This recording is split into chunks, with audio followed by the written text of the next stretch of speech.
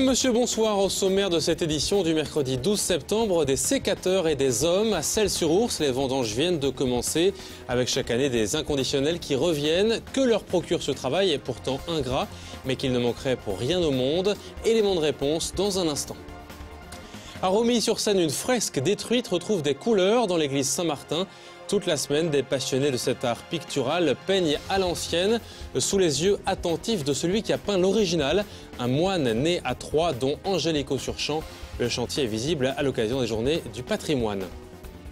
Et puis on ira au Risset faire un saut avec des kangourous, mais aussi des autruches, des cerfs ou encore des lièvres de Patagonie. Un habitant amoureux des bêtes nous a ouvert les portes de son arche de Noé. 20 ans qu'il se consacre au service de ses protégés. Certains ont commencé lundi et chaque jour ils sont un peu plus nombreux à se lever de bonne heure pour vendanger à Celles-sur-Ours, près de Bar-sur-Seine, la commune aux 37 maisons de champagne. L'autorisation officielle a commencé ce mercredi et dans la maison Gautreau, on cultive aussi la convivialité. On chouchoute les ouvriers vendangeurs qui reviennent chaque année avec fidélité. Et Christian Vira l'a constaté ce matin. Nicolas est devant les vignes depuis 7h30 ce matin. Il s'agit du premier jour des vendanges, un rendez-vous qu'il attendait avec impatience. La première saison de vendange était en 84, il y a 28 ans. C'est un bon esprit, on est dans une ambiance familiale, conviviale, et puis bon, c'est voir autre chose. C'est vraiment, enfin pour moi c'est agréable. Durant les vendanges, ici le personnel est multiplié par 4. Une occasion de se retrouver une fois par an. Dans les rangs, les coupeurs s'amusent parfois à faire la course. C'est un jeu et puis ça motive à avancer. C'est plus ça en fait, parce que toujours couper du raisin, au bout d'un moment c'est lassant. C'est pour naturel. C'est la on peut gagner un petit peu d'argent en plus. Les tâcherons, payés au kilo collecté, peuvent gagner entre 130 et 150 euros par jour. Cette année, cette collecte est facilitée. Sur le plan de la qualité, c'est tout à fait remarquable, puisque comme vous le constatez, on a des magnifiques raisins qui sont extrêmement sains. Pas un seul grain de pourri, j'en ai vu aucun. Ça c'est parfait, on n'a pas besoin de trier, on peut tout prendre, tout ce qui est mûr est bon à prendre. Pas besoin de découper les raisins, d'écarter les raisins altérés, tout est bon. Si les raisins sont bons, en revanche, ils sont moins nombreux. 2 raisins oubliés, c'est pas une catastrophe, mais bon, faut rien laisser cette année. 6 000 kilos l'hectare au lieu de 11 000. Durant cette période de stress, François assure les fonctions de commercial, conducteur de Fenwick ou coordinateur. Christophe, mets un gars pour débarder avec lui. C'est une époque que j'aime bien, mais c'est pas facile. Tout doit être réglé, organisé et surtout, ce qui dépend de la réussite du travail, c'est la qualité du personnel. C'est un travail d'équipe, vraiment. Les rapports humains, voilà bien une raison qui motive ces vendangeurs, malgré le rythme soutenu et l'effort physique. En gros, une palette à 20 minutes. Bah si, c'est vrai, je suis policier. Et pourquoi vous faites les vendanges? Pour l'ambiance, se retrouver tous ensemble, c'est familial. Ça change du train-train quotidien. Pour eux, c'est extrêmement stressant parce qu'il n'y a pas le droit à l'erreur. Il y a 2 semaines à tout donner. Pour donner le meilleur de soi, François traite avec attention ses fidèles compagnons durant les vendanges. Au fil des années, certains sont devenus des amis et puis je recrute un peu mes vendangeurs par affinité aussi. En raison des faibles quantités, cette année, les vendanges devraient durer une dizaine de jours au lieu de 15. La Corse à 1h30 de Troyes par avion. Le concept a plu aux Aubois, semble-t-il. Le vol Troyes-Bastia proposé chaque samedi entre le 30 juin et le 25 août a séduit 850 voyageurs en quête de soleil. Le taux de remplissage du turbomoteur de 70 places a affiché 70% en moyenne. Après un début timide, les réservations ont décollé mi-juillet. Le tarif avait de quoi séduire, 300 € aller-retour. Et la question du stationnement gratuit à l'aéroport de Barberet, donc un gain de temps, a fait son effet. Danielle Beuglin est la présidente du syndicat mixte en charge de l'aéroport. Ce succès est pour elle de bon augure. Le bilan, c'est un taux de 70% de remplissage de l'avion, mais avec un démarrage plutôt modeste et pratiquement 100% de remplissage sur le fin juillet et le mois d'août. Donc la proportion, ça a été 40% de vols secs et 60% de vols avec réservation. Alors c'est une majorité d'au bois, mais on peut dire aussi qu'il y a eu une fréquentation régionale. Nous aimerions bien l'année prochaine poursuivre cette ligne, peut-être même un petit peu plus longtemps. On peut commencer peut-être début juin, et puis je pense qu'en septembre, la ligne étant lancée, il y aurait très probablement eu des personnes candidates au vol. Et donc on verra si l'an prochain le vol est reconduit avec d'autres destinations. Pour ceux qui n'ont pas pu s'évader dans le sud ou ailleurs, l'été troyen a réservé de bonnes surprises. Ainsi, le spectacle Ville en lumière a lui aussi fait le plein. L'histoire de Rachy aurait attiré autour de 21 500 spectateurs. Après Chrétien de Troyes et Clairvaux, cette 9e édition a fait danser le public au cours d'une déambulation sur les quais de Seine rénovés. L'année prochaine, la thématique retenue devrait s'intéresser à la bonne trie au début du XXe siècle, cette fois-ci dans le corps du bouchon à Troyes. Le tourisme, décidément fer de lance de la ville. L'Office de tourisme de Troyes vient de mettre en place des bornes interactives dans plusieurs sites emblématiques pour découvrir les différentes propositions culturelles.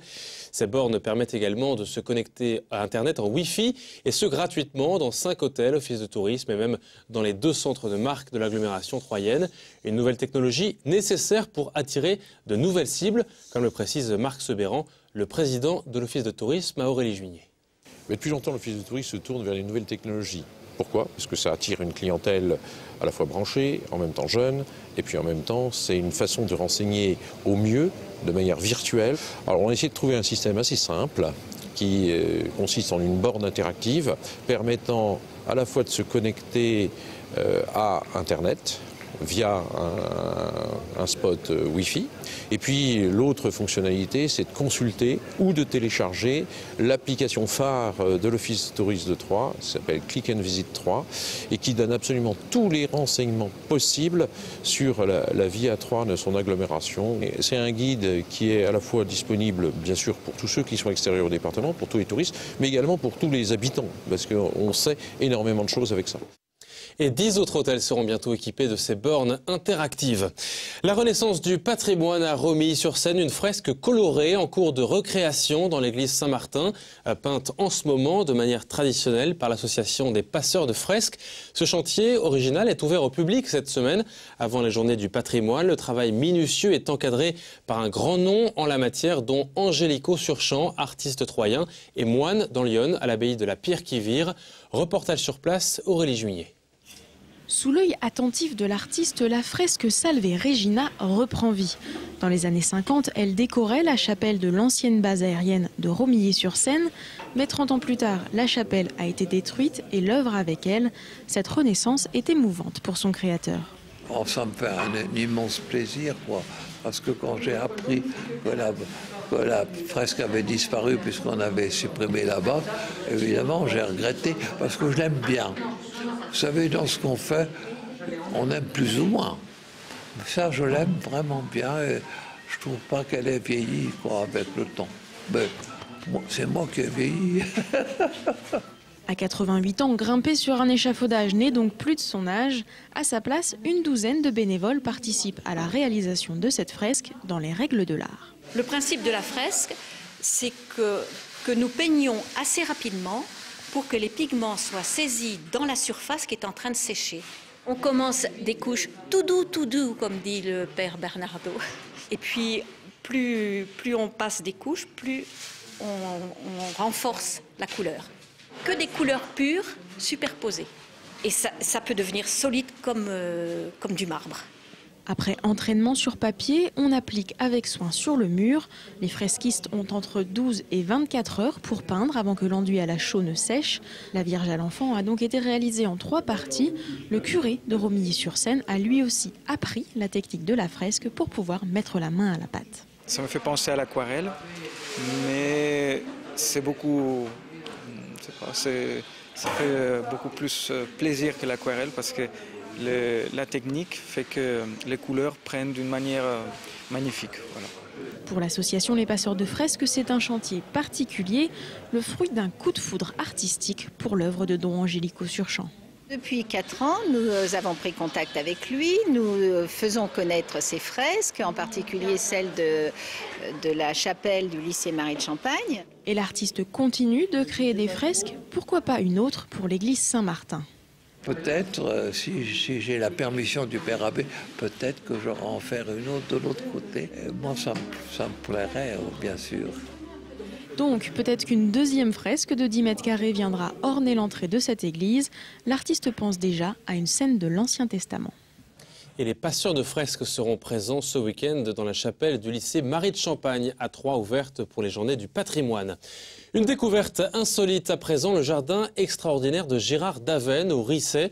Cet amoureux des animaux possède plusieurs kangourous, mais aussi des lièvres géants de Patagonie, un cerf du Vietnam, entre autres. Il les recueille depuis 20 ans dans son vaste jardin.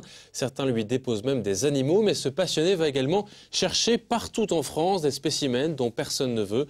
Une sorte de refuge privé en toute légalité. Un site insolite qu'a pu visiter Cyril Tavernet.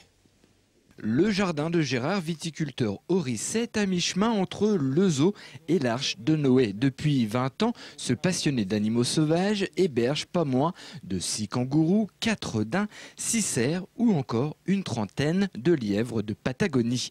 Des bêtes qu'on lui donne ou qu'il récupère lorsqu'ils sont abandonnés. Depuis que je suis tout petit, j'ai toujours eu des cochons d'Inde. Ouais. On est de la campagne, on a toujours eu des tas d'animaux, quoi. C'est des animaux simples, c'est pas compliqué. C'est pas comme celui qui a des animaux exotiques, des perroquets, ça c'est beaucoup plus compliqué que là. Là, ils vivent avec la température, ils vivent bien ici, quoi. Là, ils mangent du croissant. Du croissant rassis. À l'intérieur des 2 hectares du parc, la cohabitation entre les lièvres, les kangourous et les daims se passe bien. Les seules disputes de voisinage sont pour les repas. Il n'y a pas de problème, tout le monde s'accorde un peu, des fois ils se recoursent un petit coup, mais c'est jamais des trucs violents. Le matin, quand ils ont le pain, ils chamoyent un peu pour les morceaux de pain, et surtout les lièvres entre eux. Allez!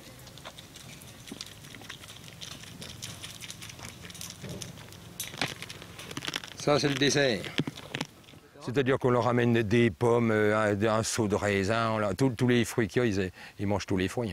Au printemps prochain, la famille risque de s'agrandir un peu plus. C'est l'époque des naissances. Les kangourous ont une portée de 2 petits, les lièvres une quinzaine, 3 pour les cerfs. Ils naissent dans l'herbe, où les lièvres font des trous, et ils font leurs petits au fond. Et les cerfs et les lièvres, les kangourous, le kangourou c'est dans la poche.